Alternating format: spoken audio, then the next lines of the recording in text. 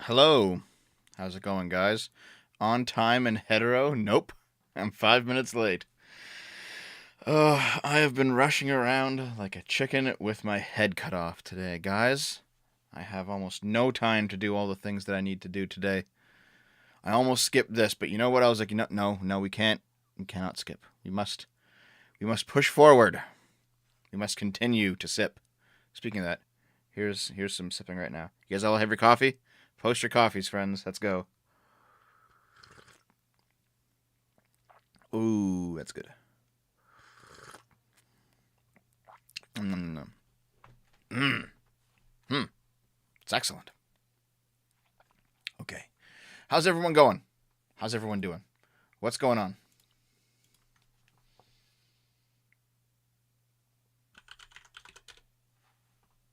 Bro, you went to bed at 9 p.m. No, I did not. I went to bed at around.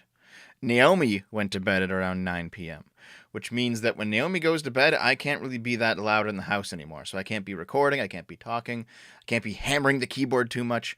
I gotta be like a little bit quieter. Yeah. Good job last week. I think I'm still top sub. Do you on Twitch? Thank you. Thank you. Thank you. Dev, don't post the news about the Russian soldier and the 1-year-old. What's that news? I didn't know there was news about it, dude.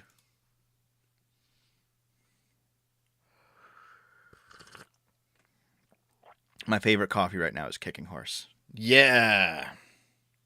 So I basically only have about an hour to do this because I have things that I need to do before I need to go out and do some things before I come back at 3 p.m. for the Skaven RP. Today is a packed, fucked day, so I just have to basically get to it. No community announcements, no fan art, no package opening. We just gotta roll, my friends. God damn it. So I guess we'll just roll, eh? I'm stream sniping Sticks, huh? Am I? Is Sticks streaming right now? Adherent, thanks for the $2. And W Bal, thanks for the 10. Love the videos. Wanted to donate. Thank you very much. Thank you. Appreciate it, guys. Speaking of shilling, here's how you shill. $5 club. You want to get into the $5 club? That is a room in my Discord, a private room. You have to give a $5 recurring monthly tip through Patreon, Subscribestar, the YouTube memberships button at the bottom of this video, or the sub button over on the gaming channel, twitch.tv/gameboomers.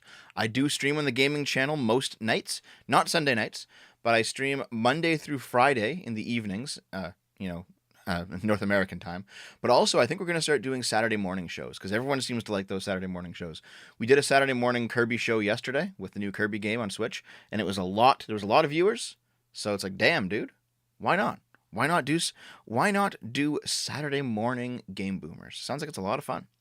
Anyway, $5 through any one of those 4 locations get you into the $5 club, or $100 to the PayPal directly. Send me the receipt, and it'll put you into the $5 for life. There's a PO box on the screen as well. If you want to mail me packages, once I have 5 packages, I'll open them on the stream. So, there's the PO box.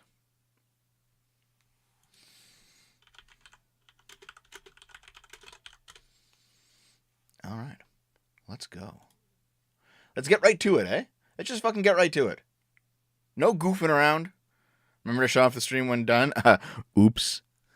I left the stream on for like 2 hours afterwards last night. Last week, for last week's sip. Okay, where's my articles? Where's my articles? Where's my articles? Where's my articles? Where's my articles? Okay.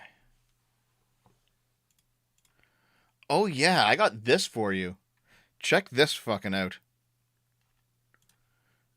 Here, I'll give you a a dog pill mini, okay? So, Harvard study 20% of white female pit bull owners admitted to engaging in sexually stimulating activity with their pets. I hope this is like a fake headline. I hope this is not a real thing. But introducing lube for dogs from Astroglide. Worried about your 4-legged friend's fornication? Just a few squeezes of lube for dogs and all they need to get a little rough. It's called Doggy Style for a reason. It's perfect for burying bones. Lube for dogs. So keep chasing tail. So are you supposed to like just rub the lube on your dog's cock? Like they have the best kibble. Now give them the best for their bits. Benefits: it's water bowl based, peanut butter scent, dog collar compatible, won't stick to fur, made in a chocolate free facility, animal tested, animal approved. My God. Oh, we're not done there. Dog X Girl erotic comedy manga. Inu ni Natara Suki na Hito ni Hirowate. I can't pronounce any of this shit. So this is told from the dog's point of view. It's a TV adaptation of a manga. Wow. So hold on. It says Inuki-san's my life as Inuki-san's dog.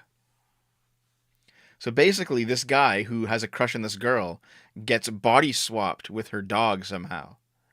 So this guy's like his soul is inside the dog's body, and she has a thing for her dog.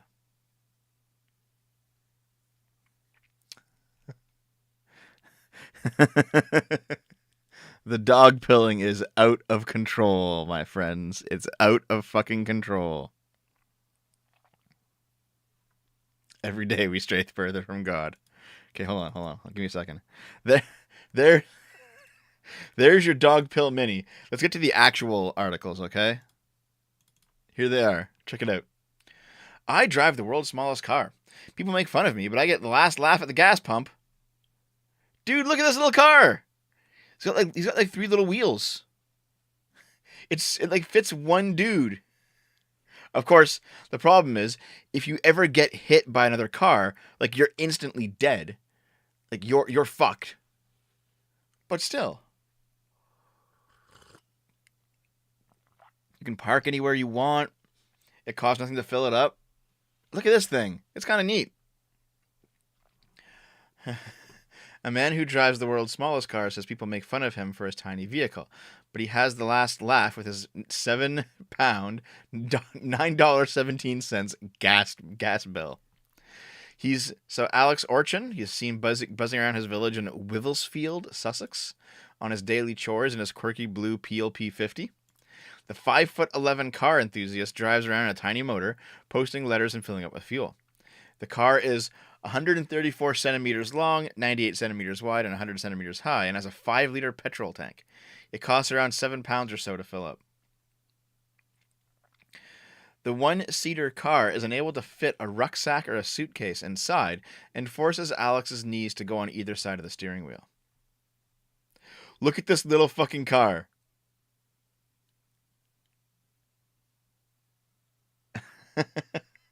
Yeah, there's like no room for groceries, is there? Like you'd think maybe you could add like just a little bit on the back, maybe like a place to like hang like attach like a backpack to it or something just to hold your groceries. You know, a go-kart would be safer.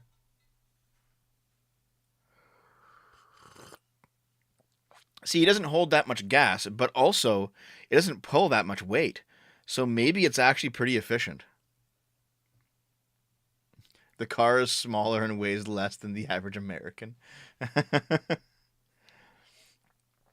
I used to be a chauffeur for vintage cars, and I've had a 1914 Model T and a 1968 Morris Minor too. I got fixated on the idea of having a P50 just because it was so tiny. When I saw an original for $100,000, it kind of killed it off. So about 4 years ago, he bought one of the newer ones, which was previously owned by one person from the Isle of Man. Look at him go. It almost seems like the car would like tip over because of that one wheel. You need 4 wheels, man. Come on. Just buy a moped. I know a girl who used to drive around in a Vespa. Actually, okay, here's the thing. She couldn't like afford to buy like one of those like attachable trunks that hook to the back of a Vespa, but she did have an old safe. So she just like attached the safe to the Vespa, and so it was like one of those like office style like combination safes, and that was her trunk.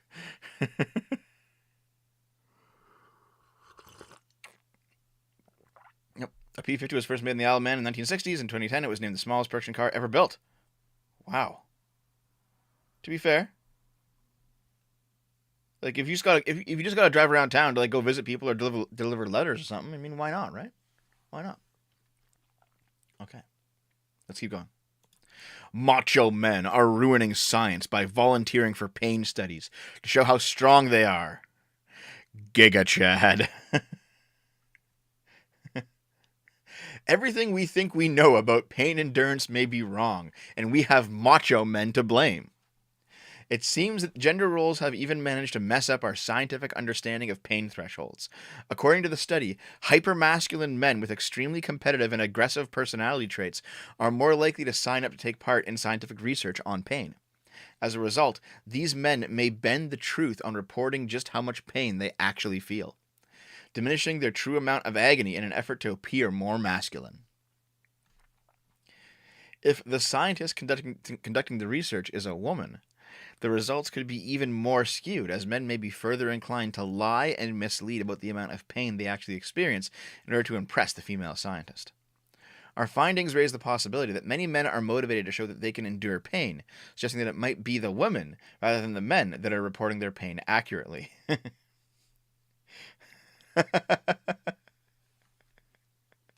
Giga Chad. That's great, dude.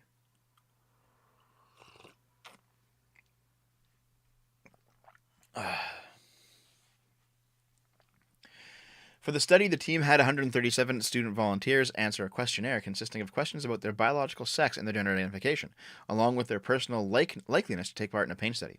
Results showed a significant correlation between volunteers' willingness to participate in pain studies and the level of their masculine gender identification. Anecdotal stories of childbirth and man flu suggest that women have higher pain tolerance than men, and some research has found that postmenopausal women have lower estrogen levels, which can decrease pain sensitivity. But scientific research on the topic is conflicted. And Solomons argues that most scientific evidence suggests that men actually have higher pain tolerance. There are biological explanations for differences between gender pain tolerances, Solomons said in an email, including genetic differences, sex hormones, and functioning of the body's natural opiate systems. Understanding how patients feel is important for doctors so that they can best treat their ailments.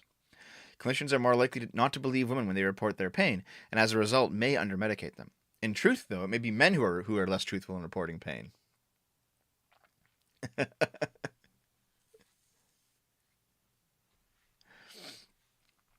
Sex, alpha. Gender, dude.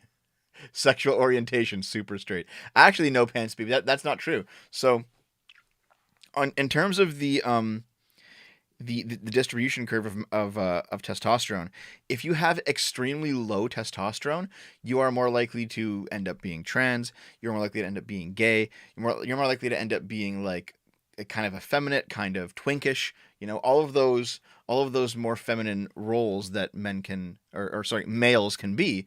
If you have extremely low testosterone, you're more likely to fit down there. However, if you have extremely high testosterone, you are more likely to actually want to fuck effeminate men than you are to want to fuck women. There's this strange like bell curve where both extreme ends of the spectrum, extremely low testosterone and extremely high testosterone, are gay. They're just tops and bottoms. While in the middle, where there's medium testosterone, that's where most straight men are. It's kind of funny.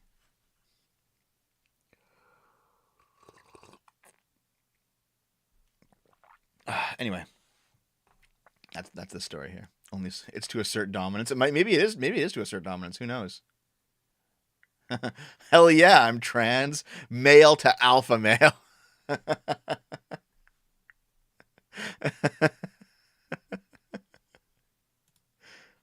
Okay, so this article is from, oh, nice little statue there. This article is on Teen Vogue, so it's a teen magazine. Peeing turns me on. Is it normal to have a kink? God. Okay. Did you know when you were a teenager, when you were in high school, did you know anybody who was just like, I got a piss fetish, dude?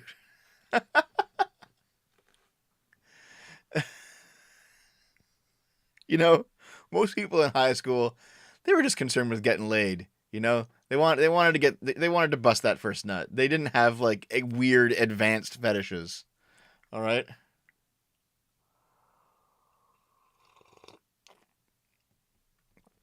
Okay. I come from a very strict Indian family where we never talk about sex, but I have always felt sexual pleasure at the oddest of things. Peeing myself or anywhere outside the toilet. I have peed my pants, on the floor, on clothes, even on the potted plant. I get turned on by peeing. Is there something wrong with me? I I still wonder if there's also like a golden mean here where like a family that is way too sexually open scars their children for life and they're probably like groomers and abusers, but a family that is way too sexually closed also creates dysfunction. All right. I have great news for you. There's absolutely nothing wrong with you. What you have seems to be a kink and that's totally okay. How old is the person you're talking to here? A kink is when someone is turned on by something, an object, an act, a fantasy, that is considered outside of the sexual mainstream. Of course, the mainstream is subjective. Your strict Indian family might have a very different idea of what's deemed kinky compared to, say, a burlesque dancer. It's safe to say, though, that being turned on by pee is widely considered a kink, and a classic one at that. It's relatively uncommon, but also well known enough to have its own names: Urolagnia, Urophilia, or more informally, golden showers. I get the sense that you're feeling a little bashful or freaked out by this realization. You're just starting to discover your sexuality. And it doesn't help that the topic of sex is verboten in your family. Alright, I don't want to listen to this adult guide this teenager into peeing, guys.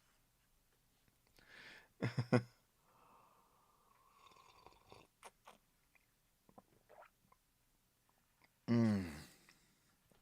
My mouth identifies as a plant. Jesus Christ. Hallucinated ovens. My mouth identifies as a plant? Come on, dude. What the fuck? Alright. Alright. Pedophiles forced to undergo chemical castration in Kazakhstan beg for forgiveness on TV as they described pain and anguish that they wouldn't wish on their worst enemy. Damn, dude. Convicted pedophiles forced to undergo. Okay, yeah, okay. The ex-Soviet state has pioneered tough new laws against all men found guilty of child sex offenses. Chemical castration is carried out by regular injections and will continue even after long jail sentences are served. One child rapist has described aching so badly after his first injection that he wouldn't wish it on his worst enemy. He called for the ban of the barbaric procedure. Well, you're a child rapist.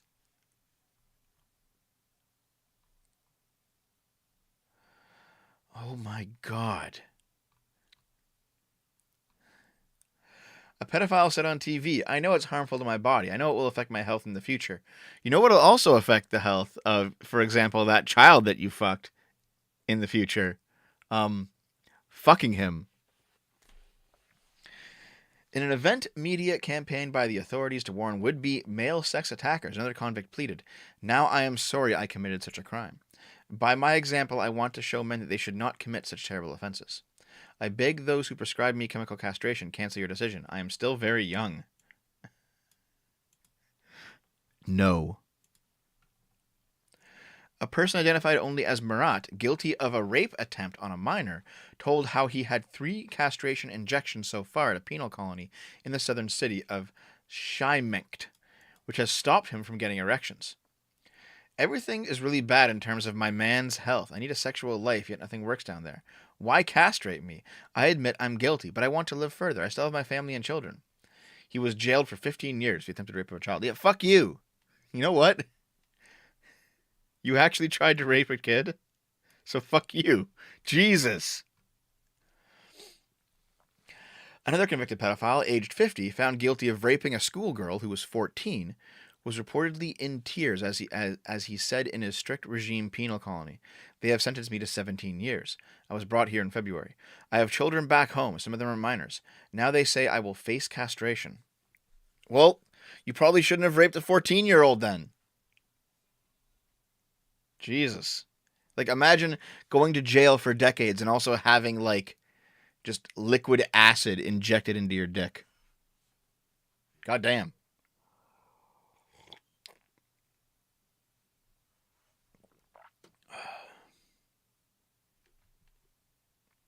A nurse and a grandmother tasked with castrating the pedophiles in one jail claims that the West should also follow the ex-Soviet states' example.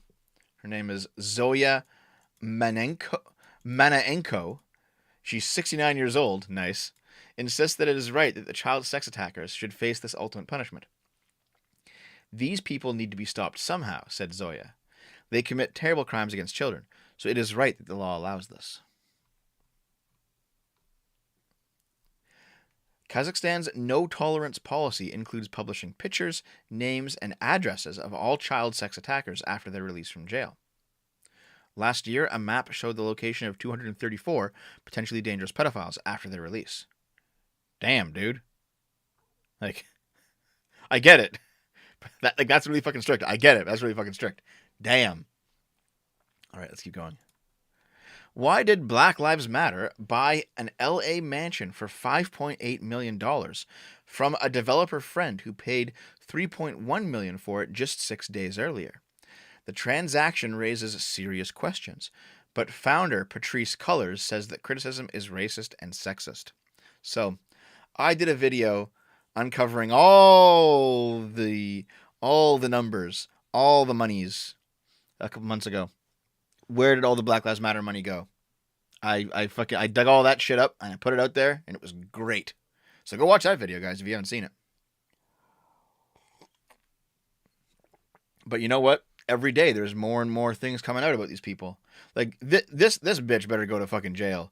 The amount of shit she's pulled on everyone. An LA mansion frequented by Marilyn Monroe and Humphrey Bogart was bought by a real estate developer working for BLM founder Patrisse Cullors and her partner for $3.1 million, and then purchased by BLM's foundation just 6 days later for $5.8 million in cash. Wow. So they just launder this much fucking money, the difference between the two, through BLM. Nice. BLM means buy LA mansions, yeah. The purchase of the 6,500 square foot 6-bedroom property in Studio City was first revealed on Monday by New York Magazine, amid growing questions about BLM's finances. The organization in February 2021 has said it had taken more than $90 million in 2020 and still had $60 million on hand, but it remains unclear how that money is being managed or even where it is. Cullors, the co-founder of the organization, resigned in May 2021 as the director of the BLM Global Network Foundation amid scrutiny of her property empire. She has written best-selling books and has a contract with Warner Brothers to produce content. On Wednesday, Cullors angrily hit back at the questions over cash purchases of the Studio City mansion, describing the criticism as racist and sexist. She insisted that the expansive property was bought as a safe space for black creatives, activists, and thought leaders, and its purchase was never disclosed because it needed renovating. Check that house out, dude. Damn. So there's a housing crisis going on right now. But hey.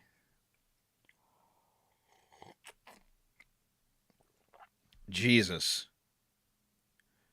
They're just going to make, like, assuming that it is not just her house, they're just going to turn this into, like, a black supremacist, like a retreat location, I guess.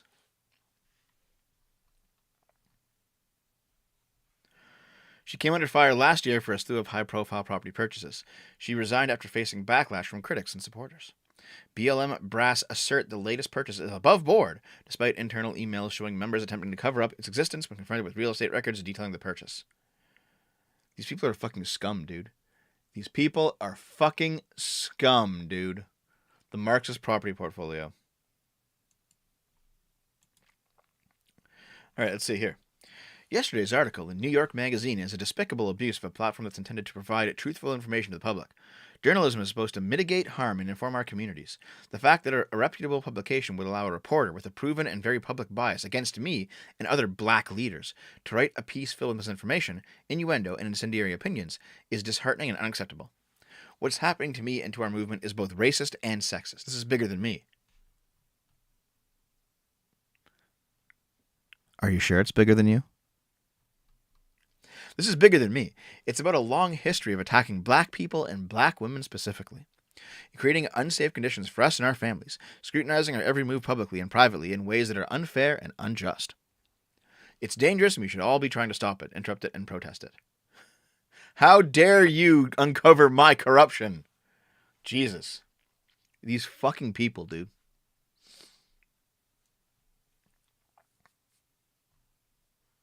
And of course, she did not address the discrepancy in the home's cost. Of course she didn't. Of course she didn't.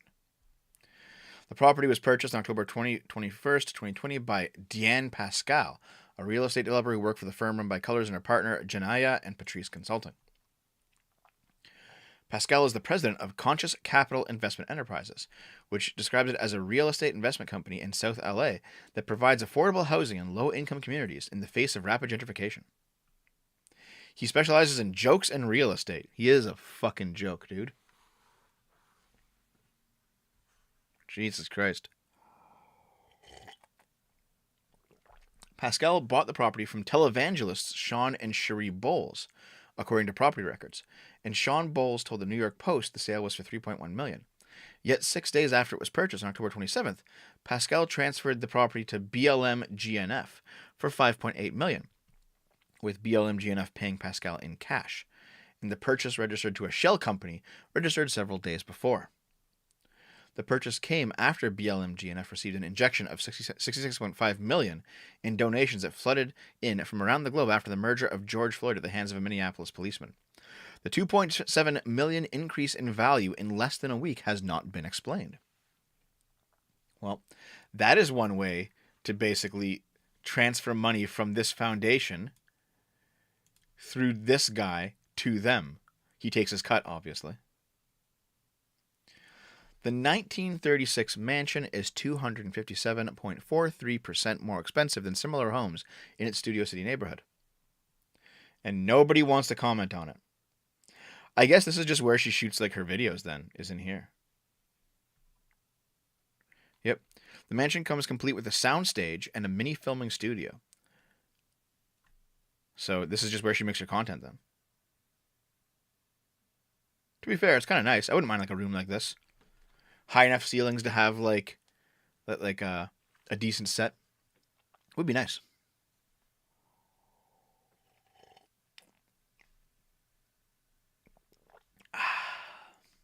Coffee's good. Oh yeah, check this out. McDonald's Japan debuted the new limited Samurai Mac burgers today. On the left is the spicy double thick beef. On the right is the smoked mayo triple bacon thick beef. The Samurai Mac. Dude, would you guys have this? It does look pretty good. We ever get like really cool limited edition things over here from McDonald's? We do. I guess we get like McRibs sometimes, right?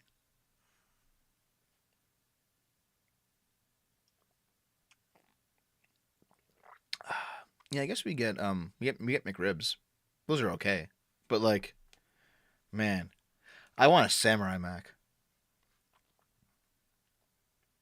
I don't know why the cheese is like this deep shade of orange though. It's kind of strange. But you know, whatever.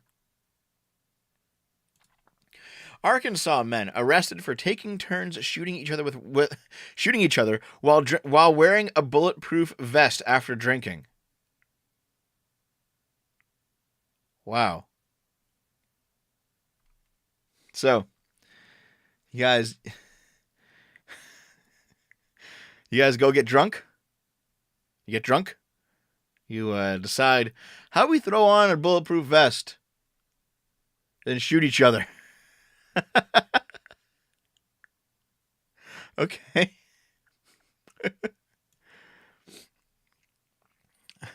Two men were arrested in Arkansas this week after allegedly taking turns shooting each other while wearing a bulletproof vest. Charles Eugene Ferris, age 50, and Christopher Hicks, age 36, were detained on Monday after the incident, which took place on Sunday and left one neighbor alarmed. According to the affidavit, a deputy with the Benton County Sheriff's Office first interviewed Ferris after he was admitted to hospital late Sunday night. The man reportedly had a red spot on his upper chest, but tried to concoct an elaborate cover story.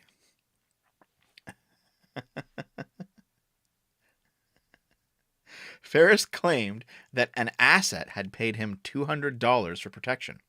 He said the pair met another man at around 10 p.m. and ended up in a gunfight. The 50-year-old told the deputy that he was hit multiple times but returned shots and fled in a car. He said he was taken to the hospital by the so-called asset. Later, he admitted making up the tale in an attempt to protect his friend. Leslie Ferris, the man's wife, has a different recollection of events. She told police that he had been drinking outside their home with his neighbor Hicks when gunfire erupted. The couple's residence is located in Rogers, a city in Benton County. When confronted by investigators, the husband changed his story. According to the affidavit, he confirmed they were drinking and playing with a bullet-resistant vest. After asking Hicks to shoot him, he was hit in the chest with a 22 caliber semi-automatic rifle, leaving the mark. Ferris asserted that he had been left pissed about the injury and then unloaded the clip into Hicks, who by this stage was wearing the vest. The friend was struck 5 times in the back. Luckily, none of the bullets pierced the material. Jesus Christ, guys! Holy fuck.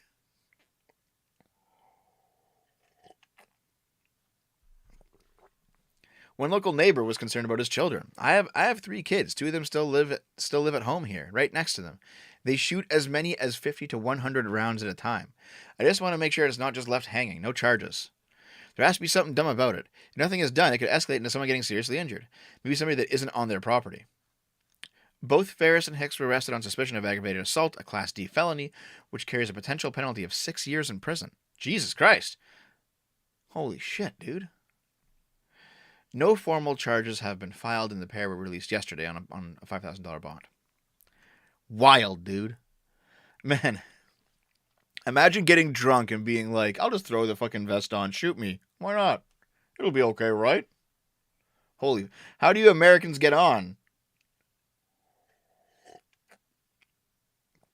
That's crazy. Are mashed potatoes just Irish guacamole?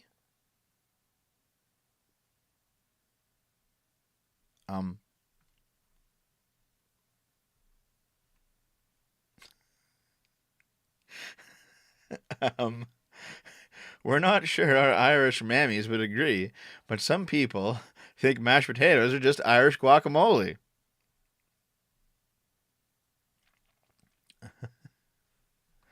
Guacamole is Mexican mashed potatoes. As an Irishman, I can confirm you put that shit on everything. As an Irishman, I'd like to inform you that guacamole is actually just a Mexican ripoff of trusty Irish mashed potato. That will be all. Tortillas are just big soft potatoes. Guacamole is mashed green potatoes. That means potatoes are Irish avocados. Is Guinness just Irish tequila? Guac-o-mole.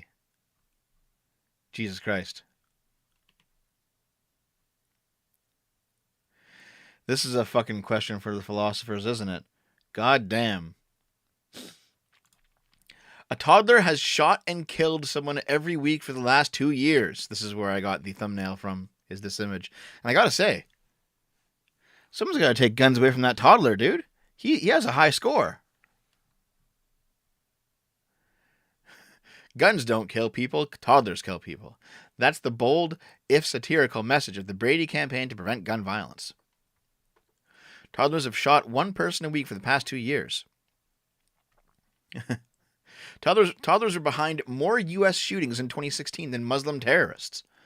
The problem speaks to the ubiquity and normalcy of guns in the U.S. and children's access to loaded guns, shooting sometimes fatally either themselves or others. Damn, dude. Guns can be found in 1 in 3 homes with children. Around 1.7 million of those children have easy access to loaded guns. America's got a real problem. We need to lock them up. Not the guns, that's just an American. The toddlers. Round them up. Deport them. Get them out of our country. Keep them away from our guns. Deport the toddlers, guys. So is this the map of all the toddler shootings? Jeez, dude. God damn.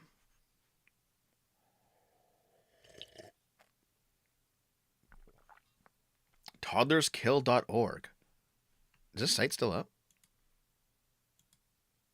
Nope. that campaign didn't last long. So toddlerskill.org was once a site which cataloged the epidemic of toddler-led gun violence. I guess each one of these is a toddler shooting. It's crazy, dude.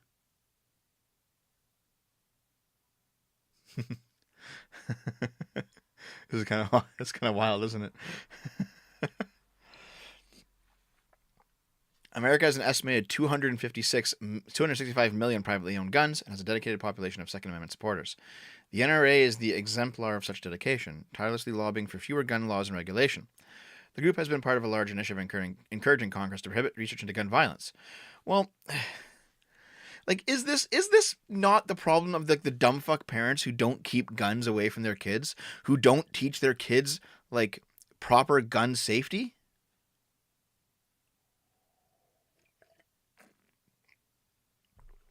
What the hell, guys? This doesn't seem to be the problem with like gun laws. It's a problem with dumb fuck parents. All right. Jesus. I don't even know what the story is yet. I already know we're in for a fucking ride after looking at that. Teacher, 21, who had sex with schoolboy, 15, after telling him that age is just a number, now bitterly regrets seducing him. Listen. I wouldn't necessarily call you attractive, but you are good looking enough that you could go on Tinder and get railed by anyone you want, pretty much. Why are you seducing 15-year-olds? Fucking pedos, dude. Jesus. Predator Rebecca Williams, 21, sent the 15-year-old boy flirty messages and told him, "You're fit," before taking him back to her home in Creekheath, North Wales. So apparently she's truly sorry after joining the sex offenders list for sleeping with a 15-year-old schoolboy and abusing a position of trust. Yeah? Are you sure? She was spared jail by a judge after admitting 2 offenses of sexual activity with the schoolboy and abusing a position of trust. But convicted sex offender Williams has since told friends in her hometown that she regrets her actions. She said that she has paid a high price for a so-called mistake after having sex with a minor, who she had a position of trust over. One close friend, who asked not to be identified, said, "Becky knows what she did was wrong, and she bitterly regrets what happened now." Are you sure you do, lady?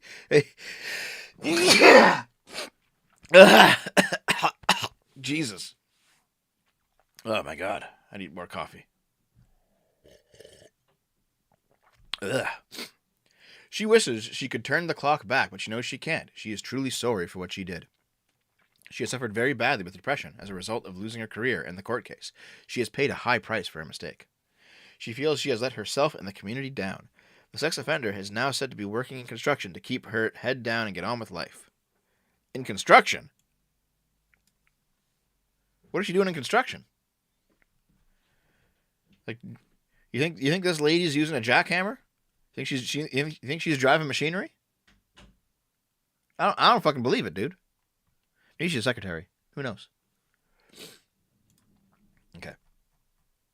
My husband is gay, but we're married with 2 kids and we have great sex. Jesus. This poor dude. You know what I mean? Like, I don't care if you're gay. Go be gay all you want, but like, what does he do? Does he just like fuck her in the butt and pretend that it's a boy pussy? Is that what's going on here? Like, that's rough, man. Just find a dude to be with. Come on, man. Fuck. A woman has revealed how she's married to a gay man, and the pair have 2 young kids together. It doesn't bother that 35-year-old Bryn Embley, though, and she and Matthew Nielsen still have great sex and great chemistry. What? No, not necessarily bisexual, because there are definitely guys who are like gay for pay, where they're not gay at all, but if you give them enough money, and they'll act in like gay porns. That's been a thing in the gay porn scene for a long time, is guys who do not like having sex with other men, but they'll do it for cash. You can definitely make yourself have sex with someone you're not attracted to. If needed, you know? It's possible. It's not fun, but it's possible. Anybody who like goes in, anybody who's been a wingman, who's had to like take one for the team, go out with the least attractive chick to get the more attractive chicks, alone at a bar or something, so you can like actually so that your friends can pick them up. Anyone who's been the wingman knows that you can definitely have sex with someone you're not attracted to. Okay. The pair are happily married and keep their relationship on track with weekly sex feedback sessions. The mom of two describes herself as straight, while her husband identifies as gay or pansexual, admitting he is more attracted to men than women. Before they married, Matthew had dated both men and women, but said he had never had sex with anyone, including Bryn. And despite admitting he didn't know if he'd ever enjoy being intimate with her, they tied the knot and became parents. Bryn admits that she sometimes feels insecure, but said she feels the relationship is stronger because it's not focused on physical chemistry. The pair are members of the Church of Jesus Christ and Latter-day Saints, a faith which doesn't condone same-sex relationships, and Matthew admits that a strong motivation for dating women was so he didn't have to be single and celibate forever. Okay, so he's a gay religious man who, and she is his beard. Okay, I understood. Got it. Bryn met Matthew for the first time at a church in early 2016, and just a few dates in, he revealed he was gay. So maybe this is what Milo needs to do. If Milo wants to stop being gay, Matthew had known he was attracted to men since he was a teenager, but he belonged to the church which does not encourage homosexual relationships. He dated women throughout his 20s, while being honest about his orientation, receiving mixed responses, so he was nervous about what Bryn would think. However, to his surprise, she shrugged it off. The mom of two, who lives in Ypsilanti, Michigan, said, "He looked straight at me and said, 'Bryn, I'm gay.' I remember because he seemed so serious, like he was looking for some sort of reaction. It wasn't a huge deal. He was with me, his choice. What else mattered? I already knew that we didn't have a strong chemical attraction, as I had experienced with other boyfriends. It didn't really matter to me." My God. This relationship's fucked, dude. Like, something's gonna fucking happen. Something's gonna fucking snap. I know he thinks I'm attractive, and I know he's drawn to me, and his sexual orientation didn't negate those things. I was really happy that I had a relationship where the selling point was liking and respecting each other as people. They dated for a few months before he ended their relationship, partly because Matthew had strong feelings about a man. He said, "I don't think that I actually had a lot of emotional bandwidth in that time because I was still trying to deal with my strong feelings about another guy.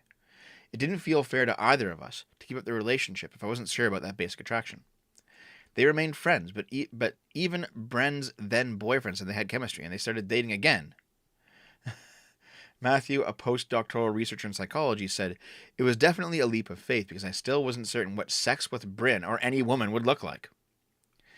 But we trusted that other elements of our relationship were there in that part, and if that part was more difficult, we could work on it together. There was this mutual feeling of complete and utter happiness, like he was my person. I was still uncertain about the strength of our sexual connection. I tried to be as open as I could, that I wasn't sure whether I would even enjoy sex with her or with any other woman. But I think we both felt reassured that we enjoyed cuddling, holding hands, and kissing." Yeah, I don't fucking know. I don't fucking know, dude. I don't fucking know. Like, I don't fucking know, dude. Like, if it's working, for them, good for them. Good for them. If it's working for them, good for them. All the power to you. But I feel like something's gonna break here. Something's gonna snap. She's gonna cheat on him because she feels like he's not getting enough attention. He's gonna end. She's gonna walk in on him like taking it in the ass from somebody. Like, something's gonna fucking happen here. Something's gonna happen.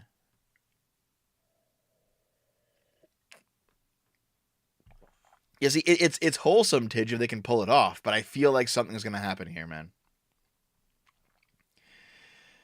The unconventional pair keep their relationship on track with therapy and weekly sex discussions. We enjoy kissing and hope hope that everything else would at least be okay. I think many more people are gay, bi, pan, or other that have made that known openly. Wow. So, I don't know. The NTR moment. The NTR moment is coming. For who, though? Who's going to do it first? I feel like he might cheat on her before she cheats on him.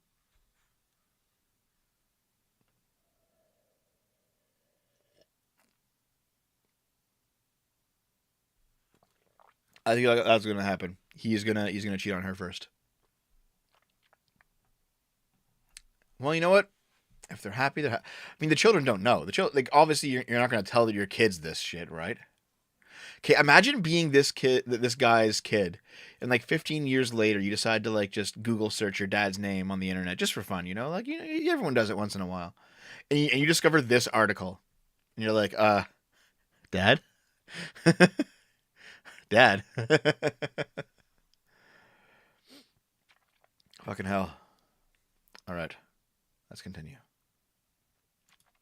Model Bambi Northwood Blythe snaps her tooth while opening a packet of honey with her mouth, and she says she's never been so happy to wear masks. Oh my god. All right, so there's a model. A top Australian model, Bambi Northwood Blythe's face is her livelihood. And as the 30-year-old revealed in her Sunday Instagram story, she recently suffered an unfortunate accident that resulted in a chipped tooth. She snapped her front tooth in a packet of honey. Oh, a packet of honey. So you have like a little, like those little like ketchup packets or like honey packets, obviously, like little plastic packets that you can easily just rip open. How did that break your fucking tooth? Like what the hell, dude? Are your teeth made of sponge? Showing off the broken fang, Bambi wrote, "I was low on blood sugar in the night and opened the honey with my tooth, and I look like a Dumb and Dumber. I've never been so happy to have to wear a mask. Diabetic problem 101." Oh, there it is. That little chip right there. Yeah, I could. For a while, I couldn't see it, and now I see it. That's pretty Dumb and Dumber, like. But how the fuck does your tooth snap over nothing, dude? Like shit. Damn. Jesus Christ, these fucking photos. Jesus. This is all like relationship stuff, but I don't give a fuck about a relationship. I don't give a fuck about your relationship. I want to see more tooth snapping. Wow. This article has like nothing to do with the actual fucking... What? Okay. So, I guess she snapped her tooth, which makes her look kind of fucking stupid. And she's like, well, I can just wear a mask on the runway. It'll be okay, right? Should we not brush enough? Bleaching your teeth isn't good for them. Bad enamel. Malnourishment. Maybe. She's really skinny. Maybe her bones and teeth are brittle. Not enough milk. Not enough calcium. Fair enough, right? Laughs in British teeth. Yeah, don't whiten your teeth that much, guys. Like, shit. Yeah. Take the calcium pill, Dev. Drink milk. I actually do take calcium supplements. I don't drink much milk. I only put milk in my coffee. So I actually do take a calcium supplement sometimes. Okay. Real life Tarzan, who lived in jungle for 41 years, had no idea that women exist. Look at this Chad. Look at this dude. Living his best life. Ho Van Lang, now 49 years old, lived in the Vietnamese jungle with just his dad and brother for 41 years. He fled civilization with his sons after a U.S. bomb killed his wife and two of his other children during the Vietnam War in 1972. While they lived in the jungle, they only saw 5 other people over the 4 decades and ran away from them each time. But 8 years ago, the trio were rescued from their isolated life in the Tay Tra district of Kang Nagai province and brought to a local village where women also live. Apparently, his dad never explained women to his son. Wow. Alvaro Cerezo, who tracked the family down back in 2015, told News that they always escaped when they saw people from a distance. More surprising still is that today, despite being able to distinguish between men and women, he still doesn't know the essential difference between them. Jesus. Lang is adept in hunting for prey by any means necessary and can live entirely off the wilderness. They were rescued from their isolated life. They now live in a local village, and women are also there. But Lang still doesn't understand several basic concepts of life as a result of his isolation. Wow, dude. These are handmade tools and loincloths that Lang and his family used while living in the jungle for decades. Crazy.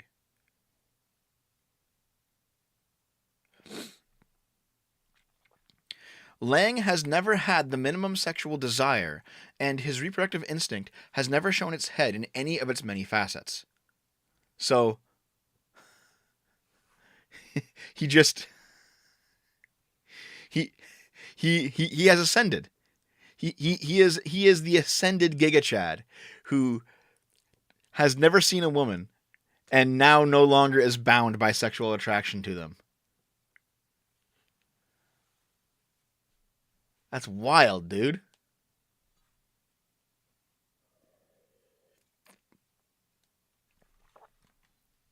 His diet includes fruit, honey, monkeys, snake, lizard, and frogs, and apparently his favorite part of a rat is the head.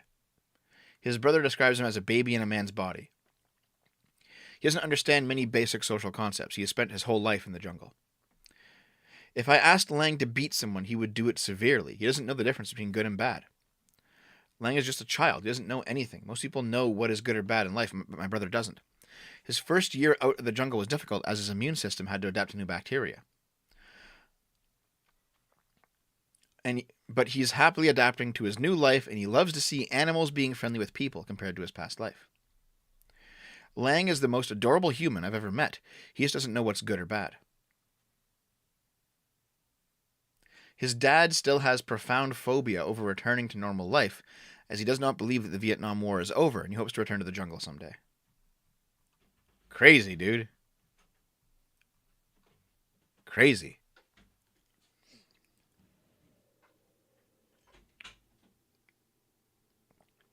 He's the chosen one. He has returned to monkey. He actually returned to monkey, dude. All right. Crazy. I'm married and I have my sugar daddy. Oh my God, we already start off like this. Mother is released from death penalty jury for Parkland school shooter Nicholas Cruz because she is too busy with her husband, the man she is having an affair with, and her kids. A prospective juror for the sentencing of Parkland shooter Nicholas Cruz was excused on Monday after telling the judge she did not have time for being on the jury because she is too busy juggling her husband and her sugar daddy. The woman, known only as Miss Bristol, told the court in Fort Lauderdale, Florida, that she has a lot of other commitments that she couldn't divert her attention from in order to serve on the jury in Cruz's death row case. Cruz pleaded guilty in November to the premeditated murder of 14 students and 3 members of the staff at Marjory Stoneman Douglas High School in Parkland on Valentine's Day in 2018. A jury will now determine whether the judge should sentence him to life in prison or the death penalty. Footage from the courtroom shows Circuit Judge Elizabeth Schreier, 46, asking whether anyone has any concerns over the requirements asked of them. Miss Bristol piped up to say that not only was the trial expected to take a whole entire month, it conflicted with her birthday and would interrupt her love life. Oh my God. First of all, let me clarify myself. July 2nd is my birthday. July 4th is my son's. And the 18th is my other son's. And again, I need to figure out something. I have my sugar daddy that I see every day. The judge replied, "I'm sorry." The Bristol replied, "My sugar daddy." The judge, looking increasingly confused, said, "I'm not exactly sure what you're talking about." And she said, "Well, I'm married and I have my sugar daddy. I see him every day." And lost for words, the judge said, "Okay, all right, ma'am, we'll come back to you, okay? Thank you." Look at her. She's like, "I can't fucking believe this shit."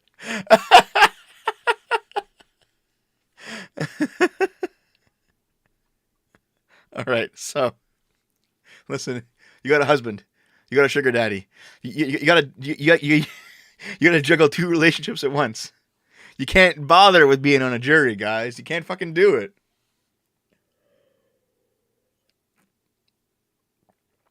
That's incredible. That's fucking wild, dude.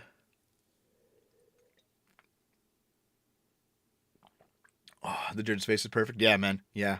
Let me just finish my coffee here real quick.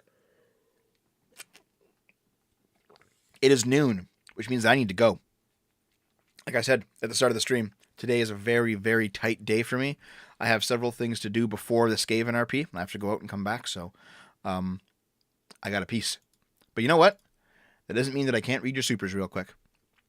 If you want to support the channel, please consider hitting the sub button on Twitch, or consider hitting the memberships button, the join button on YouTube, or hitting up Patreon or Subscribestar. $5 recurring gets you in the $5 club. $100 US to the PayPal, put you in the $5 club for life.